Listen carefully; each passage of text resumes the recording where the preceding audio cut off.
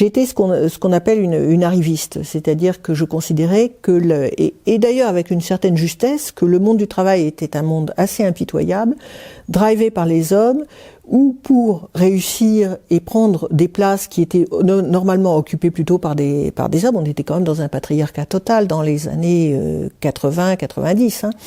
Il s'agissait de copier les comportements qu'avaient les hommes entre eux, de compétition, etc., et de prendre les places parfois de façon assez guerrière. Et pour prendre des places et des jobs qui étaient complexes, dans des organisations complexes, où les rivalités étaient importantes, où je gagnais moins, déjà parce que j'étais une femme, donc il fallait se battre plus pour avoir plus, se faire reconnaître et connaître et apprécier.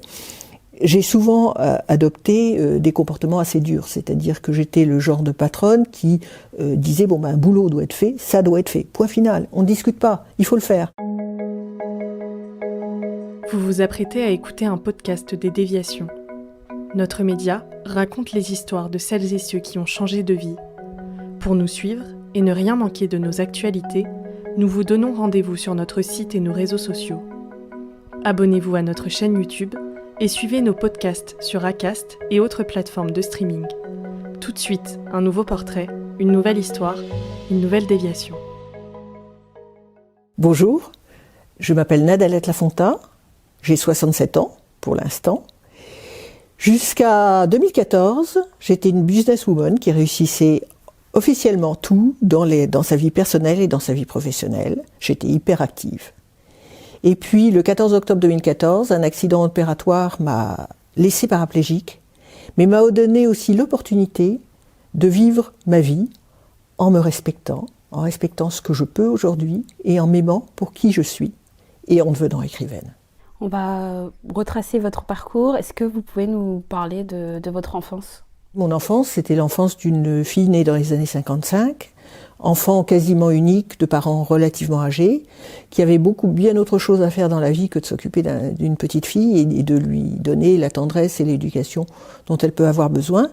Et puis tout ça a encore plus dérivé quand ils m'ont dit, je devais avoir 4-5 ans, oui, enfin t'es là, mais en fait ton frère jumeau, lui, il est passé à la poubelle. Alors déjà le terme poubelle, ça donne pas très envie. Et puis quand on vous explique un peu plus tard que oui, il est passé à la poubelle, mais parce que dans un accouchement, toi t'es passé à la première ou quelque chose comme ça. Je me rappelle plus exactement les mots. On reste avec un sentiment d'abord de culpabilité puisque moi je suis là et puis lui il n'est plus là. D'abandon aussi puisque le premier homme de ma vie m'a abandonné lâchement dès les premiers jours de ma vie et même peut-être avant. Et puis un sentiment de devoir de survie, c'est-à-dire qu'à la fois je vis pour deux, à partir de ce moment-là, et puis aussi j'ai peur de ce que je fais, j'ai peur de cette responsabilité qu'on m'a laissé entendre qui pouvait tuer l'autre.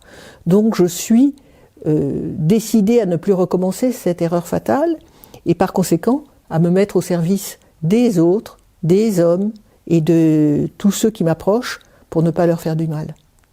Quand vous parlez de cette erreur fatale, c'est la mort de votre frère jumeau. Qu'est-ce que vous avez ressenti quand vos parents vous ont dit ça justement ? J'en sais rien parce que petite, on verbalise pas. Mais ce qui est sûr qu'après, au fil des thérapies, en y réfléchissant, et puis parce que cette présence est toujours restée très forte auprès de moi, ce sentiment de manque, ce sentiment d'abandon qu'on appelle les blessures de l'âme. Donc ce que j'imagine, c'est que je me sentais à la fois responsable de sa mort puisque moi j'étais vivante, et donc il y a toujours une part de culpabilité indéniable, et puis aussi avec une tristesse infinie de cette présence que j'aurais aimée à mes côtés et de cette complicité que je n'ai pu qu'imaginer. Quand est-ce que vous avez perdu votre frère ? En fait, ça a été une omerta dans la famille, ça a été un secret, un de ces secrets de famille qu'on connaît bien.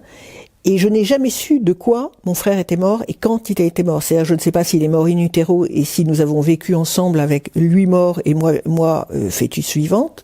Je ne sais pas s'il est mort à la naissance. Je ne sais même pas s'il a vu le jour et s'il a respiré. Ce que je sais, c'est qu'on ne sait pas où est le corps et que pendant des années, j'ai posé la question aux gens qui étaient autour, parce que imaginez-vous une femme en train d'accoucher de jumeaux dans les années 55, ma mère n'était pas seule, il devait y avoir sa mère qui devait tenir sa main. Mon père, ça on peut être certain qu'il n'y était pas. Mais enfin toujours est-il que dans la famille, il devait y avoir des gens qui savaient la vérité, et personne n'a jamais dit un mot. À tel point qu'à 36 ans, je me suis trouvée enceinte de jumelles, et là, quand l'échographe m'a dit « vous attendez des jumeaux », je dis « ah, ça me fait un plaisir fou, mon frère jumeau est mort à la naissance », et là, silence radio, il n'a plus rien dit. Et à ce moment-là, j'ai essayé de pousser la conversation avec ma mère, et je lui ai dit « mais écoute, voilà, il y a une répétition, j'ai 36 ans, t'avais 36 ans, mon frère est mort à la naissance, j'ai besoin pour mes filles de savoir, enfin, je sais pas si je savais que c'était des filles d'ailleurs, de savoir ce qui s'est passé, et elle a toujours été incapable. Elle n'a jamais répondu. Et puis après, elle est morte et elle n'a jamais répondu. Et quand mes filles sont nées, en fait, j'ai été pétrifiée de trouille qu'il arrive à l'une d'entre elles quelque chose de similaire. Et les deux sont sorties et sont vivantes et bien vivantes aujourd'hui. On va revenir sur l'enfance. Est-ce que, donc vous avez parlé du rapport que vous avez avec vos parents qui était inexistant. Est-ce que ces rapports-là se sont améliorés? Petite, comment vous étiez à l'école? Mes rapports avec mes parents, ils se sont jamais améliorés. Et en fait, je crois que j'en ai fait mon deuil. J'ai été dans une très grande correction et avec ce que je leur devais jusqu'à leur mort. Mais il y a quelque chose dans l'enfance qui s'est cassé et qui ne s'est jamais rétabli. Et l'école, c'était franchement pas un truc qui me fascinait, si ce n'est que c'était la possibilité d'aller à l'extérieur. Et en fait, je faisais ce que j'aimais, déjà. Et ce que j'aimais, c'était en effet tout ce qui était littéraire, tout ce qui était histoire, tout ce qui était géographie. Les mathématiques étaient un univers qui ne m'intéressait pas. Et donc, j'ai passé ma scolarité à faire des choix qui permettaient de passer d'une classe à l'autre sans faire trop d'étincelles, mais à passer entre les gouttes. Est-ce que vous avez des passions, des hobbies? Enfant, pas tellement, si ce n'est la lecture. Oui, la lecture, complètement. J'étais pas sportive, on m'éduquait pas au sport, on m'éduquait pas au corps, on m'éduquait à rien. J'aimais pas la musique parce qu'on me la faisait pas connaître. Il se trouve que j'habitais pas très loin du musée d'art moderne de la ville de Paris. Et qu'à partir du moment où j'ai pu sortir seule, c'est devenu un endroit de refuge. Et là, j'ai découvert l'art, tout ce qui était graphique, peinture, etc., pour lequel moi j'ai eu très très vite une très grande sensibilité. Et c'était quelque chose qui me nourrissait. Il y avait à l'époque au musée d'art moderne, et je crois qu'il y a toujours la fée électricité de Dufy, il y avait des Matisse, il y avait des tableaux absolument fabuleux. Et ça a fait très vite partie des choses que j'aimais. Et puis dans les autres choses, l'adolescence qui a été quand même une période de libération, je me suis rendu compte que tout ce qu'on m'avait dit n'avait aucun intérêt, mais que par contre tester la vie, aller dehors, sortir, éventuellement se bourrer la gueule, et même plus qu'éventuellement danser, javater, avoir des amis, découvrir le monde, ça c'était vraiment chouette. On va rentrer dans le vif du sujet. Est-ce qu'il y a des moments difficiles que vous avez traversés durant votre enfance, donc avant le 2014, avant les moments que vous avez traversés et que vous expliquez dans votre livre? Est-ce qu'il y a eu des moments dans l'enfance qui vous ont affecté? Dans mon enfance, oui, j'ai eu des pertes, des ruptures amoureuses ou des ruptures d'amitié qui ont été difficiles. Je me rappelle que ma première rencontre avec la mort, et j'en parle dans nos tempêtes, c'était la mort de la sœur d'une amie, qui était aussi la fille qui m'aidait par des petits cours à faire semblant de travailler, et qui était d'une très grande douceur, et que c'est la première fois que depuis la mort de mon frère, qu'à ce moment-là, j'ai ressenti le vide et l'absence, et je pense que ça a été un élément fondateur. Il y a eu la mort de mon grand-père qui a été, et puis de ma tante, qui ont été plus tard, vers 15-16 ans, aussi des éléments fondateurs. Et puis, probablement, ce qui était triste, c'était tout ce à quoi je n'avais pas accès, à quoi j'aurais pu avoir accès. C'est-à-dire que je savais que le monde extérieur était autrement, je savais qu'il y avait de la vie, je savais que la lumière était belle, je savais qu'il y avait des fleurs, je savais qu'il y avait des arbres, je savais qu'il y avait de la mer, mais tout ça m'était interdit parce que je vivais dans une espèce cocon ouateux et confortable, hein, au demeurant, mais pas gai, pas nourri, pas éduqué. Petite, est-ce qu'il y avait un métier que vous vouliez faire, dont vous rêviez de faire ? Alors, je ne sais pas si, comme une de mes filles, je voulais être présidente de la République, mais ce que je sais, c'est que j'ai toujours été attirée par ce qui était autour de l'écriture. Donc, j'écrivais à l'époque, je pense, et très vite, le métier que je trouvais formidable, c'était écrivaine, journaliste, tout ce qui était autour des mots. Très certainement. Et je me souviens qu'à l'époque, mon père, qui n'était pas le féministe le plus absolu, m'avait dit oui, enfin bon, c'est pas un métier tout ça, on gagne pas sa vie, et d'ailleurs de toute façon tu n'auras pas besoin de gagner sa vie parce que les filles chez nous on les marie. Et puis autrement, sinon tu peux faire secrétaire, c'est autour des mots, et je n'avais pas été très tentée par cette proposition au demeurant gracieuse. Finalement, vous avez fait Sciences Po. J'ai fait Sciences Po et je me suis payée Sciences Po. C'est-à-dire qu'en fait, j'ai quitté Paris, mes parents, et je suis allée m'installer à Aix-en-Provence. Et là, en fait, c'était possible de faire Sciences Po tout en gagnant sa vie, parce que, objectivement, je bachotais deux, trois semaines avant les examens et je séchais relativement les cours. Et en même temps, je gagnais ma vie en vendant sur les marchés, en faisant des ménages, en gardant des enfants, distribuant des journaux, enfin... Une vie, somme toute, à Aix-en-Provence, bien sympa. Quand avez-vous été diplômée et qu'est-ce que ça a signifié pour vous ? Parce que là, vous expliquez que vous avez fait plein de petits boulots, que vous avez voulu prendre votre indépendance. Est-ce que vous pouvez nous expliquer ça, justement ? En fait, oui, je suis diplômée de Sciences Po, mais je ne comprends pas encore très bien comment et pourquoi, parce que j'ai franchement glandouillé.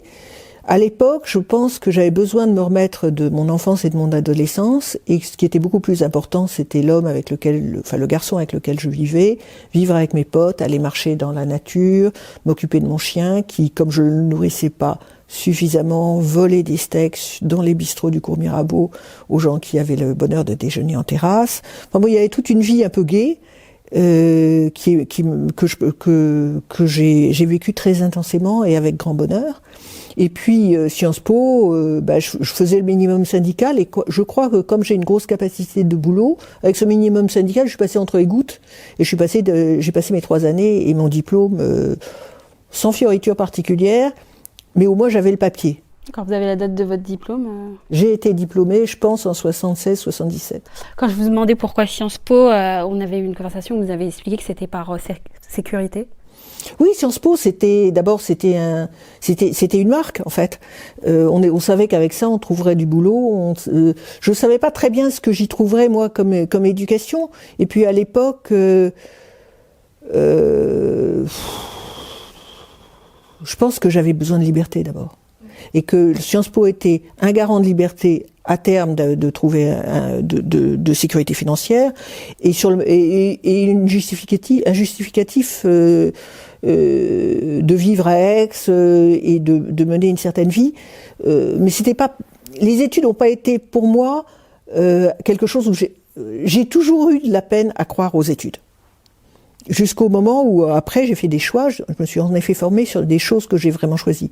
Mais les parcours obligatoires, je crois que c'est pas mon truc. Et vous aviez en tête, en passant Sciences Po, ce que vous vouliez faire, ou pas du tout ?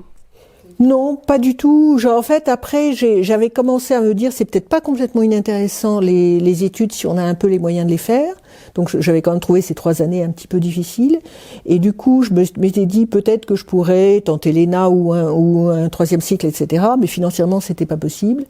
Et à ce moment-là, je me suis rendu compte qu'il fallait que j'aille bosser, que c'était plus une option de bosser vraiment et de gagner ma vie, parce que de toute façon, il y avait rien d'autre pour moi. Et comme j'avais pas très envie de gagner ma vie en France, j'ai trouvé un job en Angleterre, à Londres, dans une agence de RP. C'était assez amusant parce que je pensais que personne ne parlait français. Donc quand je téléphonais à mes copains en France ou à des amis, je disais franchement ce que je pensais des Anglais, de leur manie, que j'aimais beaucoup par ailleurs, mais qui avait quand même certaines manies, et puis des difficultés de vivre seule à Londres. Et le jour de mon départ, j'ai vu le monsieur qui était de l'autre côté de la cloison passer la tête et me parler dans un français parfait, c'est-à-dire que depuis 1 an, il écoutait toutes mes conversations et il se marrait de toutes les bêtises que je pouvais dire. Pourquoi j'ai quitté Londres ? Parce que j'avais rencontré un homme et que moi j'étais persuadée, j'avais 22-23 ans. J'étais persuadée que ma vie était finie parce que j'avais rompu une histoire d'amour très importante pour moi à Aix-en-Provence, qui était une vraie histoire d'amour, mais qui ne pouvait pas continuer dans les formes où elle se passait. Et donc j'étais partie un petit peu le cœur en bandoulière en Angleterre. Et entre-temps, j'avais rencontré un homme qui m'avait fait une cour, et je me disais qu'il était raisonnablement séduisant, et je me suis dit, de toute façon, moche comme tu es, et con, et tout ce que tu veux, il est temps de faire une fin. Et quand il m'a demandé de l'épouser, j'ai dit, ok, oui, je me marie. Et je rentre en France.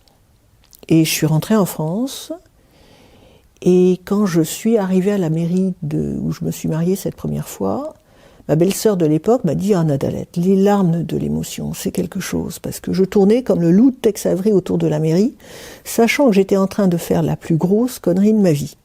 Qu'en fait, l'homme que j'ai épousé n'était pas celui que je pensais. Qu'en plus, je ne pense pas que j'en étais fondamentalement très, très amoureuse.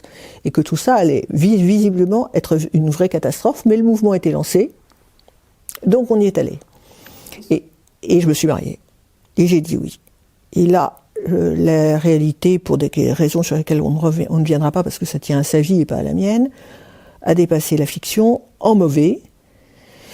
Et au bout de 6 mois, je me suis dit, mais tu savais le premier jour que c'était une bêtise, mais la vie le confirme, c'est plus qu'une bêtise, c'est vraiment une erreur grave, et il va falloir s'en sortir. Et à ce moment-là, je suis partie, j'étais rentrée dans une agence de communication et je m'occupais des relations presse de Philip Morris et de Marlboro, qui faisaient beaucoup d'événements en voile, dans la musique, etc.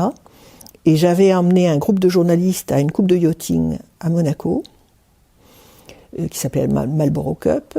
Et là, j'ai vu rentrer dans le restaurant un petit monsieur, avec un sourire extraordinaire, pas très grand, pas très beau, avec un jean troué et un vieux t-shirt, hyper séduisant, et je ne l'ai plus quitté pendant des années.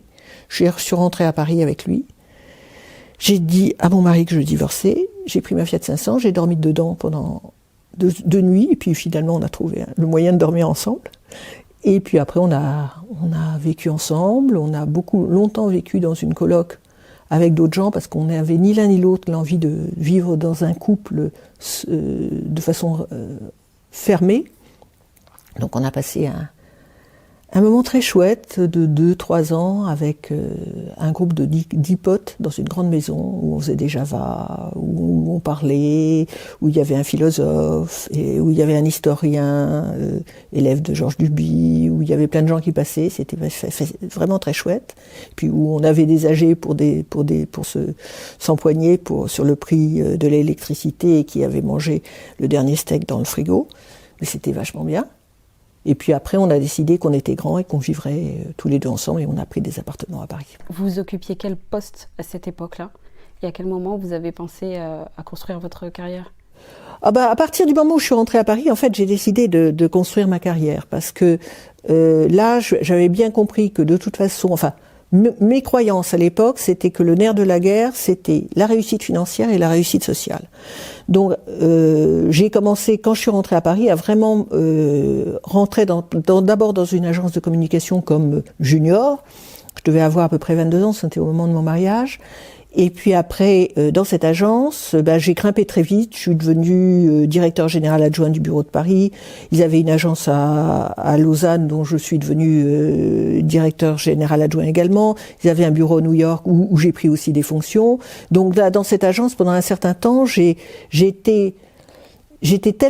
travaillais tellement dur et je travaillais tellement que de toute façon, chaque fois qu'on me mettait une mission, je prenais et ça marchait. Vous êtes resté combien de temps dans cette agence ? J'ai dû rester, vous savez, à l'époque, on restait 3-4 ans dans un endroit. Donc j'ai dû rester 3-4 ans dans cette agence. J'ai travaillé sur des gros budgets, c'était chouette, ça marchait bien. Et puis à l'époque, on est venu me chercher pour rentrer dans le groupe Renault comme à la direction de la communication, et très vite je suis devenue la responsable du service relations publiques hors relations presse du groupe Renault.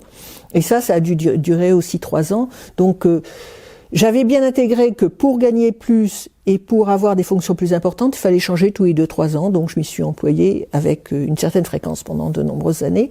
Et à chaque fois, je changeais de boîte, je gagnais plus, j'élargissais le champ de mes compétences et de mes responsabilités. Alors, quel type de femme étiez-vous justement au travail ? Je fais référence au fait que vous étiez ambitieuse, ça vous allez le dire vous-même, mais acharnée, ce qui vous a conduit justement à cette opération. Est-ce que vous pouvez nous dire justement quel type de professionnel vous étiez dans les grands groupes et pendant 40 ans, pendant toute votre carrière ? Alors peut-être pas pendant toute ma carrière, mais en tout cas pendant les premières années de ma carrière, disons entre 25 et 40 ans, peut-être ou 25 et 35 ans jusqu'à la naissance de mes filles, j'étais ce qu'on appelle une arriviste, c'est-à-dire que je considérais que et d'ailleurs avec une certaine justesse, que le monde du travail était un monde assez impitoyable, drivé par les hommes, où pour réussir et prendre des places qui étaient normalement occupées plutôt par des hommes, on était quand même dans un patriarcat total dans les années 80-90, il s'agissait de copier les comportements qu'avaient les hommes entre eux, de compétition, etc., et de prendre les places parfois de façon assez guerrière. Et pour prendre des places et des jobs qui étaient complexes, dans des organisations complexes, où les rivalités étaient importantes, où je gagnais moins, déjà parce que j'étais une femme, donc il fallait se battre plus pour avoir plus, se faire reconnaître et connaître et apprécier. J'ai souvent adopté des comportements assez durs, c'est-à-dire que j'étais le genre de patronne qui disait un boulot doit être fait, ça doit être fait, point final, on ne discute pas, il faut le faire. Et je le mettais en exergue pour moi, c'est-à-dire que j'étais vraiment multitâche, je travaillais énormément, je respectais mes deadlines, j'étais fiable. Mais je comprenais pas que le reste du monde avait peut-être d'autres centres d'intérêt que moi, que les miens pour le monde du travail, et qui avaient peut-être un juste équilibre à avoir. Moi, j'avais ce besoin de revanche sociale, j'avais ce besoin de sécurité financière, j'avais ce besoin de pouvoir, qui faisait de moi une fille pas toujours très sympathique. Et je dis par moments que j'étais à certaines périodes de ma vie comme un Terminator en jupon, et ça a fait beaucoup rire certaines personnes que j'ai connues à l'époque quand je le dis aujourd'hui, parce qu'elles me disent mais oui, au fond tu nous terrifiais parce que tu voulais les choses et tu les voulais avec de façon farouche, et tu ne lâchais pas l'affaire. Et c'est vrai que j'étais pas particulièrement empathique, j'étais pas particulièrement détendue, et que je crois que j'étais un peu dictatoriale. Alors le fait que ce soit un patriarcat dans les années, mettons 80, a certainement été très déterminant. Il était déterminant pour les hommes, et il était déterminant pour les femmes. Pour les hommes parce que ils avaient dans leurs mains les rênes des entreprises, les rênes des budgets, les rênes du pouvoir, et que la place qu'ils laissaient aux femmes, ils étaient bien déjà gentils de nous la laisser. Donc ça leur donnait une aura de bons pères. Maintenant, pour les femmes, en effet, on grimpait peu à peu, et pour beaucoup, on était obligés d'avoir des comportements de mecs pour survivre. On peut se demander aujourd'hui si, en effet, s'il y avait eu et s'il y a un jour que des femmes au pouvoir, comment ça va changer ?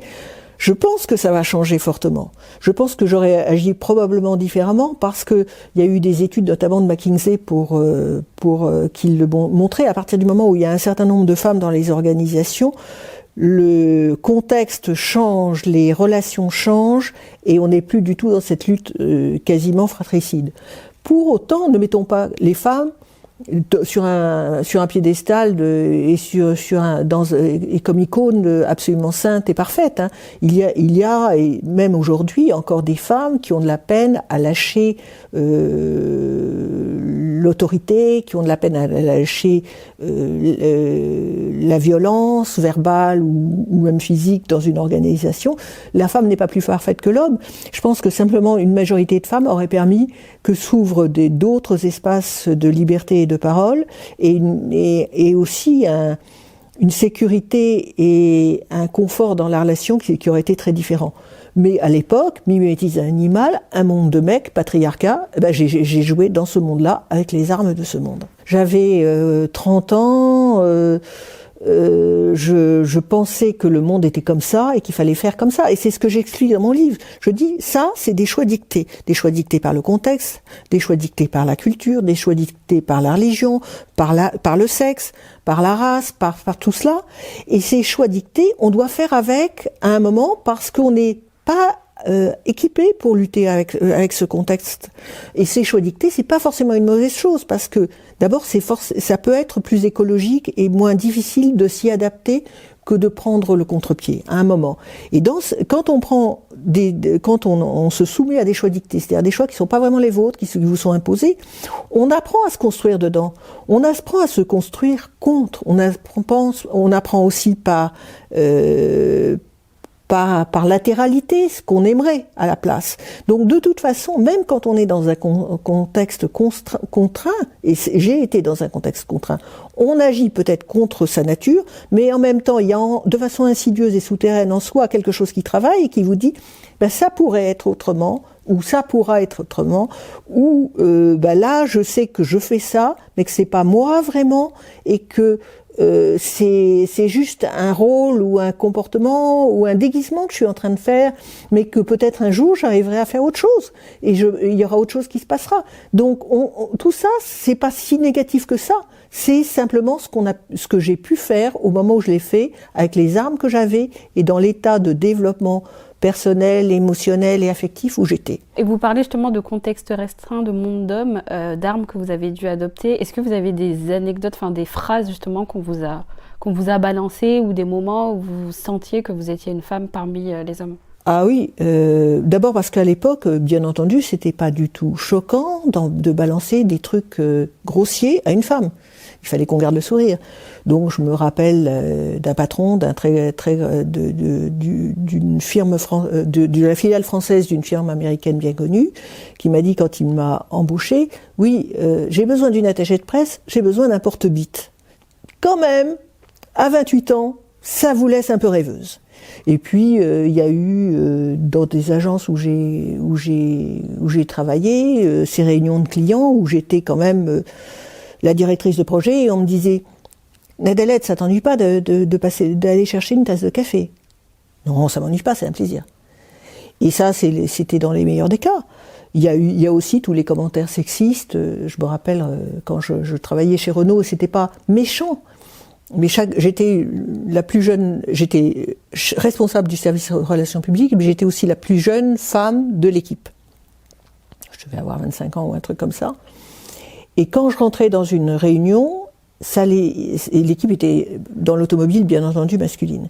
Ils trouvaient absolument fabuleux de se mettre tous debout et de chanter « On se lève tous pour Danette ». Et à 25 ans, on est juste à l'aise avec ce genre de situation.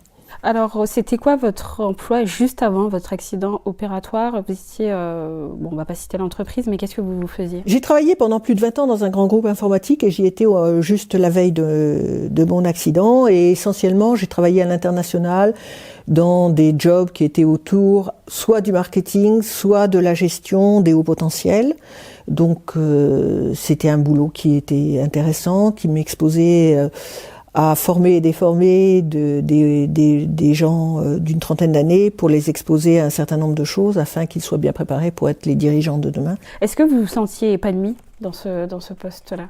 J'étais aussi épanouie que je pouvais l'être, c'est-à-dire que là, j'avais fait mon temps, franchement, dans l'entreprise, ça faisait 20 ans que j'étais dans celle-là, ça faisait plus de 40 ans que je travaillais. Je commençais à savoir que ce qu'était la réussite financière, ce qu'était la réussite sociale, je savais que je réussissais dans l'entreprise, mais j'en étais pas complètement épanouie ni satisfaite. Mais comment vous avez commencé à vous dire que quelque chose n'allait pas? Quels ont été les premiers signaux? Je pense que les premiers signaux, ça a été la naissance de mes filles. On dit quand on devient mère et qu'on a un enfant dans les bras, qu'en fait c'est un symbole d'éternité. À partir du moment où on est responsable de la vie d'un enfant, il y a plein de choses qui tombent, des illusions, des choix dictés, et on n'en voit franchement plus l'intérêt. Se battre pour le pouvoir, pour être la plus belle, la plus puissante, gagner plus d'argent, etc. Quand je voyais le regard de mes filles, ça le faisait plus.